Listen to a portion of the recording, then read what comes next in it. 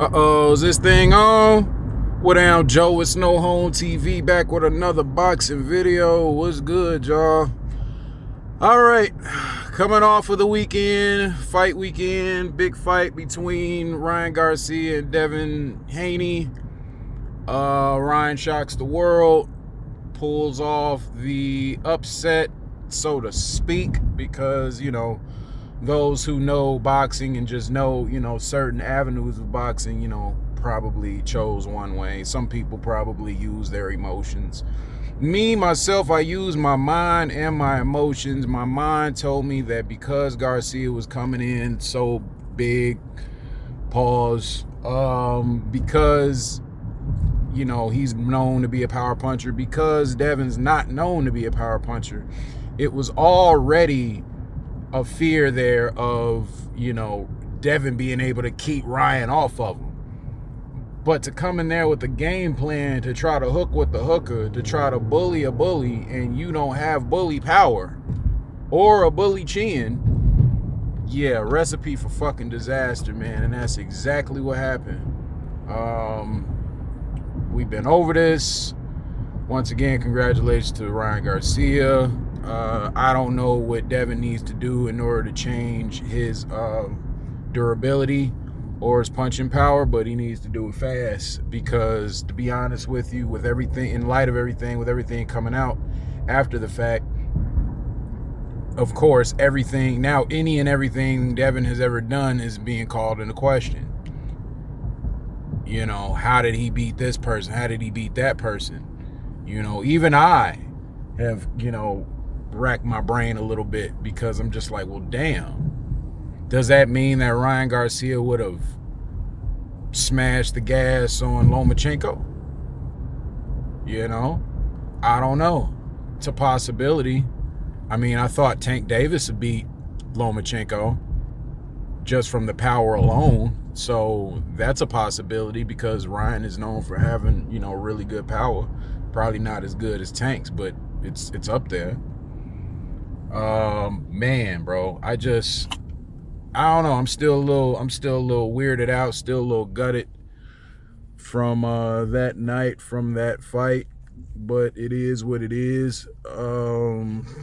Now I'm subject to a whole open feed of just Ryan bullshit. It's just, I mean, I'm on IG, man. I follow a lot of boxing things.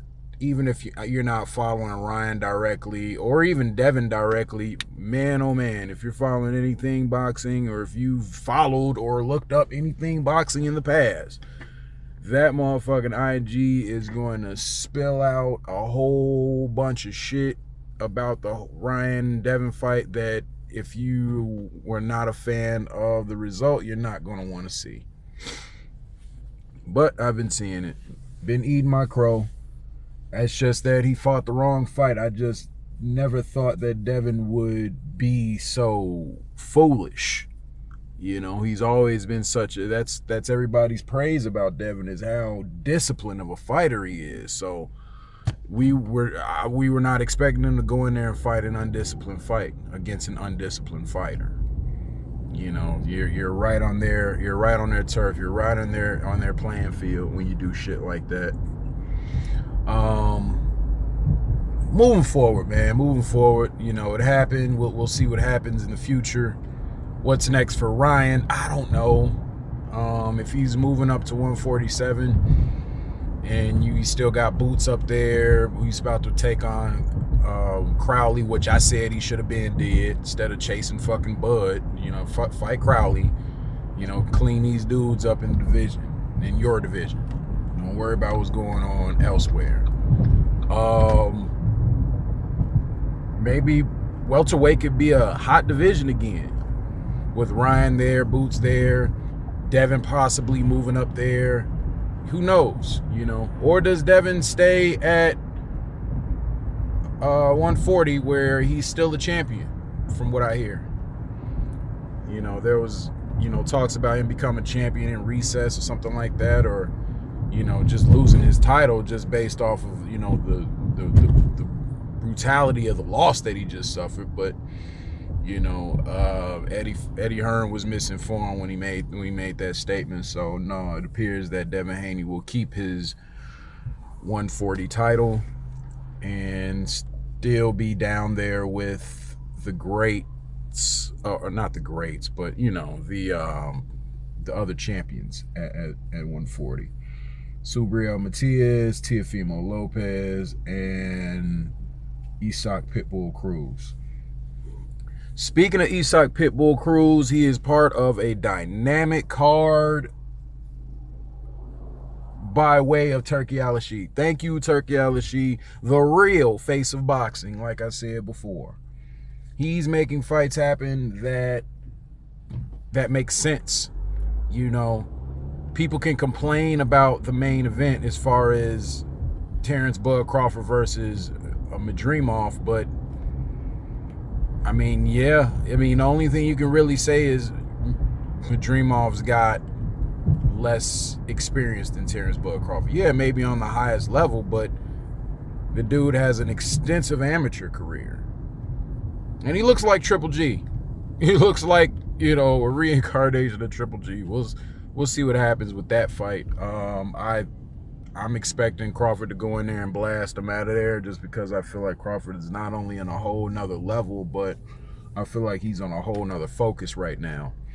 And I really and truly believe he wants to be undisputed champion at 154, doing something that not only no male boxer has done, but no boxer has done ever in the sport, period. Which would be fucking fantastic. What else? Yeah, you got Andy Ruiz versus Jarrell Big Baby Miller. See, that's what I'm talking about, man. Jarrell Miller just took a loss to Danny Dubois on another Turki Al-Rashid card. And Andy Ruiz, we couldn't get him to the damn table without, you know, putting some food on it. You know what I'm saying? And fucking Andy is finally showed his face. He's finally out, finally fighting somebody. After all this time, we've been wondering and waiting, and this is a good fight. Even despite Andy Ruiz's inactivity, I would favor him just because of the faster hands. Andy's got really fast hands for a guy his size. Hits hard, obviously, and he's tough. He's durable. You know, he can take some shots. So, and Jarrell Miller is, you know, a stationary target. He's gonna be there to be hit.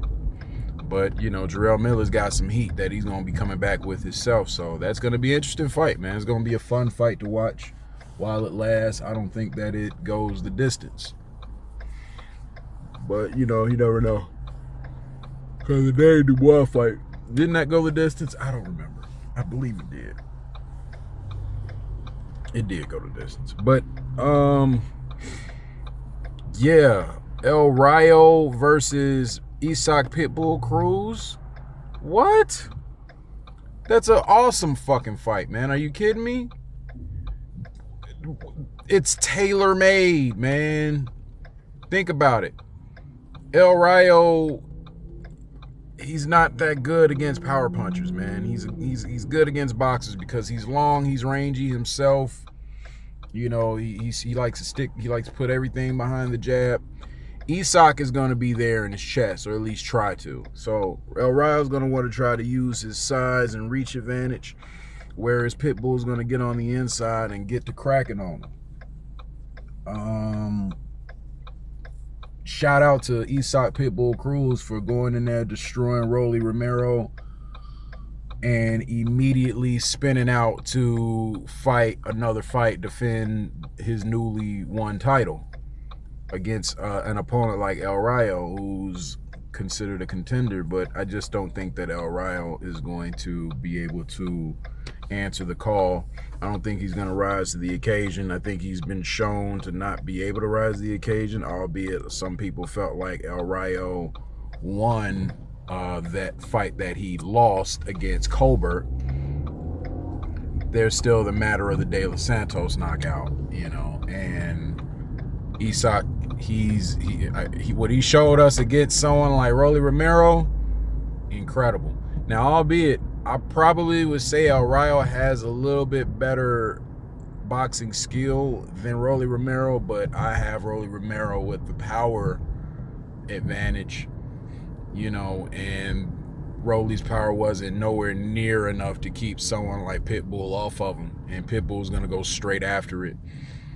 I mean, I'm not even, you know, I'm not gonna sit here and say, oh, well, the reason why Rolly really got on, or the reason why Pitbull got on Rolly is because all the trolling that Trolly was doing prior to the, nah, I mean, yeah, you might could say that, but Pitbull usually goes after it, man. I mean, look at what he did with Tank. Look at what he did with the one dude, was the Giovanni dude from Chicago.